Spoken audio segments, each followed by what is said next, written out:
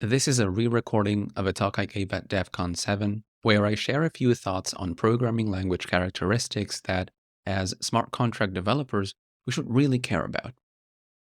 A lot of this is informed by my work on OpenZeppelin contracts, the widely used Solidity library.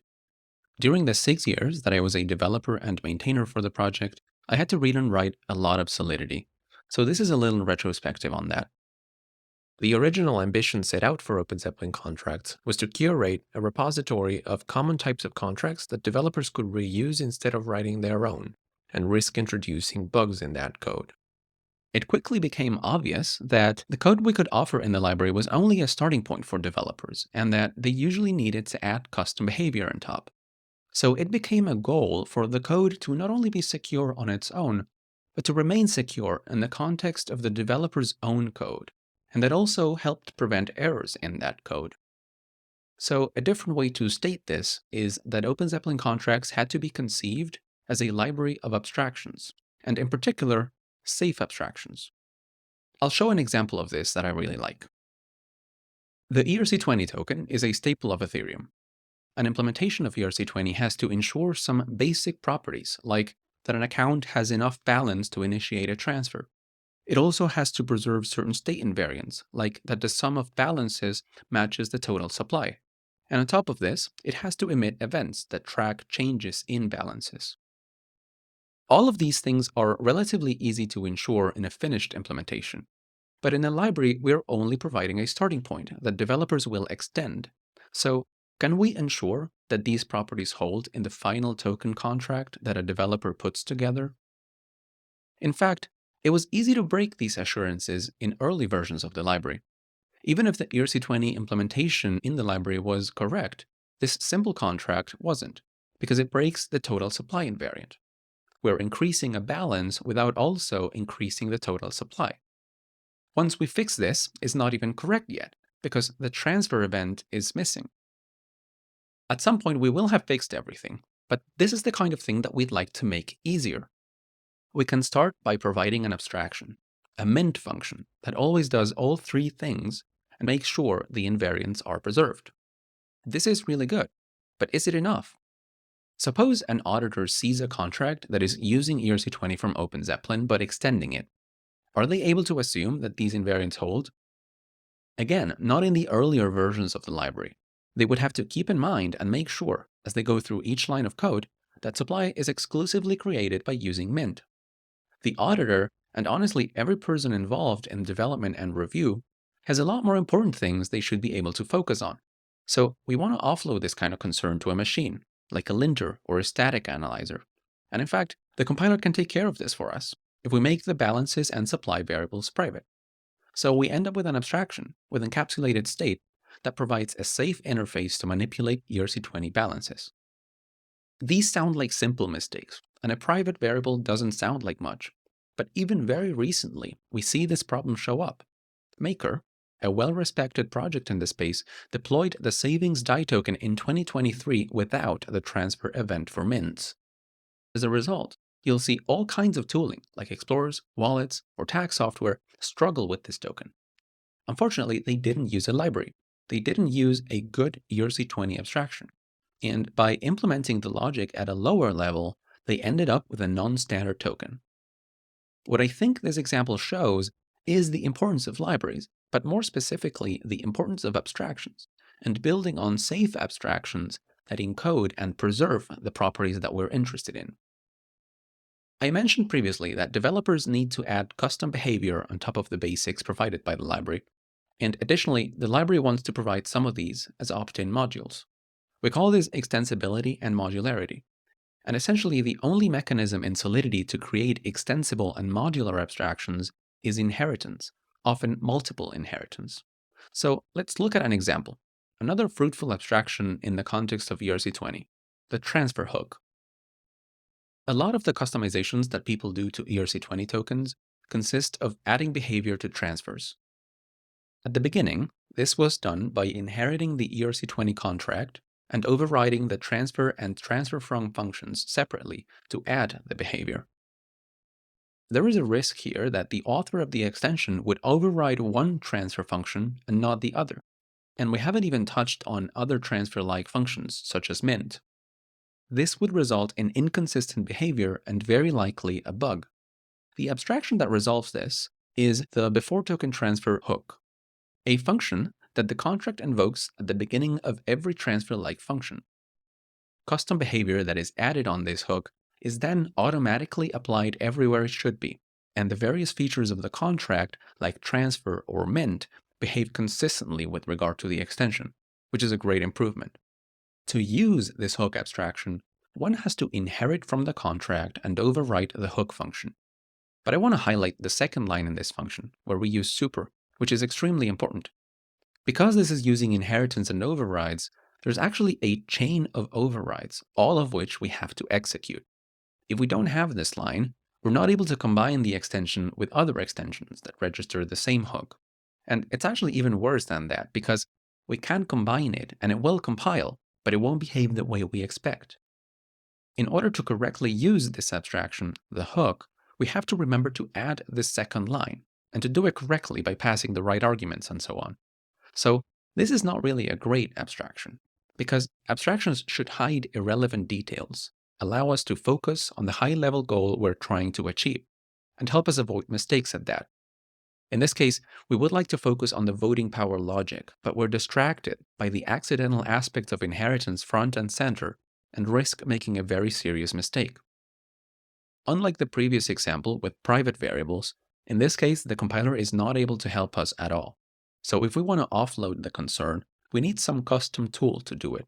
And although tooling is fine, it is opt-in, and as library authors, we have to assume most developers will not use it. The ideal implementation of a hook abstraction would not require this line to be used safely. So why does OpenZeppelin contracts do this? Well, because again, inheritance is more or less the only mechanism in the language if we want to express extensibility patterns like this one. Even though there are some alternatives we could construct, they're not considered viable because they get in the way of another important goal, efficiency. In 2020, a couple of interesting things happened. The Istanbul hard fork quadrupled the cost of reading storage. On top of that, the chain began to be seriously congested, and it was suddenly very expensive to transact on-chain. As a result, gas became an extremely important concern for everyone. Users were paying really high fees, and app developers were being bashed by users for writing gas-inefficient code. For library authors like us, this meant that gas efficiency became a lot higher priority. Users now wanted not just security, but also, and maybe even mainly, efficiency. So we had to keep these two things in mind, and in some cases find the right balance between them. Around this time, we began to see a really interesting phenomenon. It was the rise of assembly, handwritten inline assembly in Solidity code. In my opinion, the developer community really overcorrected on this, looking to shave just a few units of gas here and there, even though other primitives in the EVM can cost thousands or even tens of thousands of gas. So I am quite critical of this movement, but I have to recognize that the proponents of assembly are kind of onto something. They've made the observation that their handwritten assembly can be much more efficient than what the compiler generates. And this is, I think, generally true. The higher level abstractions of Solidity are not zero-cost abstractions. And this experience actually reflects that notion, as defined in the C++ design principles. When you use a zero-cost abstraction, you get at least as good performance as if you had hand-coded it. This idea has existed for a long time. C++ is a language that was created in the 80s. But recently, the idea has gained some new notoriety with the huge popularity of Rust. It's hard not to be impressed by the success of Rust. Its presence in the blockchain space is particularly strong. And when it comes to smart contract programming languages, we see overwhelming influence. Cairo, Noir, Move, and more, all of these are either Rust-inspired or straight-up Rust. And I don't think this is casual. Smart contracts need to be safe, and they need to make efficient use of resources. And these are things that Rust shines in. So let's look at an example of how Solidity is not a zero-cost abstraction language. This is a function from a Merkle proving library, where you compute a Merkle root from a leaf and a Merkle proof. In this function, we're using a number of abstractions that are high level, in the sense that they don't map directly to EVM instructions. such as this for loop or this bytes concat function that we'll focus on. It turns out that this process proof function has a very undesirable performance characteristic, which is that it allocates memory proportional to the size of the proof, memory that is used once and never again needed. It just sits there, increasing the memory size and affecting the cost of the rest of the contract. We got this as a consequence of using an abstraction, and that the compiler was not smart enough to eliminate or fuse these allocations. So this is a place where OpenZeppelin chooses to use assembly. This new implementation is now optimal with respect to allocations. In fact, it does 0 allocations because it uses the 64 bytes of scratch space that Solidity maintains. We also wrapped the little bit of assembly in a helper function that allows the original one to remain at this higher level of abstraction so as not to distract from the logic that it's implementing. But as a side note, this is technically not 0 cost either, because as far as I found in testing, this function call is not inlined, so it does carry some small overhead. So in this case, we got better performance by hand coding in assembly a piece of the logic that we needed. And we also had the discipline to contain it in a nice helper function.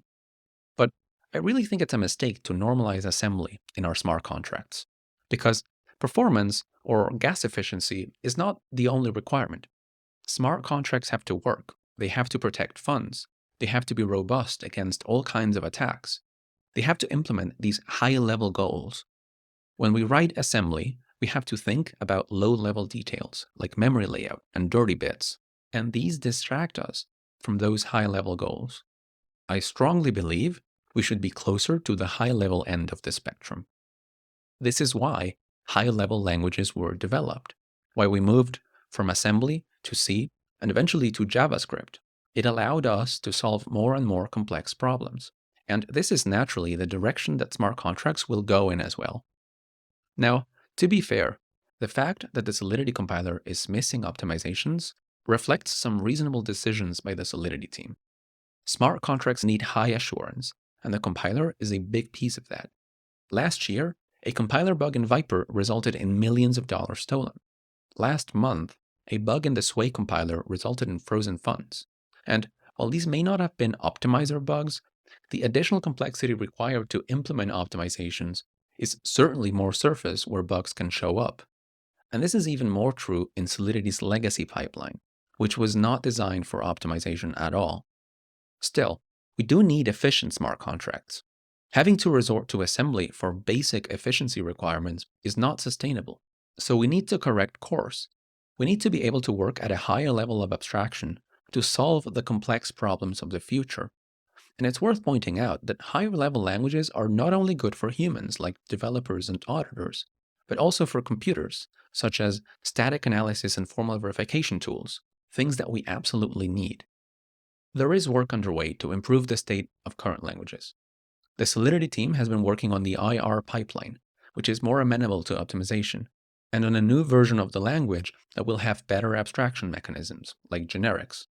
We now even have alternative compilers being developed that might contribute to improving the language in various ways. The Viper team has been working on improving their security processes, also really raising the bar on optimizations, working on their own IR, and have recently introduced modules for abstraction, which was previously notably lacking. These efforts are very valuable. We should invest to iteratively improve our current languages and compilers, but it's still early. And there's no reason to believe we found the best way to program smart contracts. So I also think we should keep exploring and trying new ideas in language design and compiler construction. Personally, I'm currently exploring a direction for an EVM language I find promising, that I'm calling EVML, and mainly it's taking ideas from the functional languages and tradition. So why am I interested in this direction in particular? I've been talking a lot about abstractions today. And I think the combination of first-class functions, algebraic data types, and an expressive type system is a kind of Swiss Army knife of abstractions that can get us really far. In terms of efficiency, there's a lot to learn from Rust, which has all these features and compiles them efficiently, but also from Haskell and OCaml, which have done great work and published a lot of research on how to compile them well. There are reasons to believe this might even be easier in the EVM. But Perhaps more importantly, I think a language with these characteristics can be a small one, with a formal specification and the ability to do formal reasoning. And as a result, the possibility of having high confidence in a compiler, perhaps eventually even a fully verified compiler. This language is a work in progress, but I'll be sharing more about it soon. To wrap up, I'd like to explain the title of this talk. It was inspired by an influential paper from 1965 called The Next 700 Programming Languages, which proposed some of these ideas I just discussed as the basis for programming language design. The truth is, I can't tell you what the next 700 EVM languages are, but what I wanted to communicate today is that we should explore this space, as it might just enable us to overcome some significant limitations that we face today. Thank you for watching.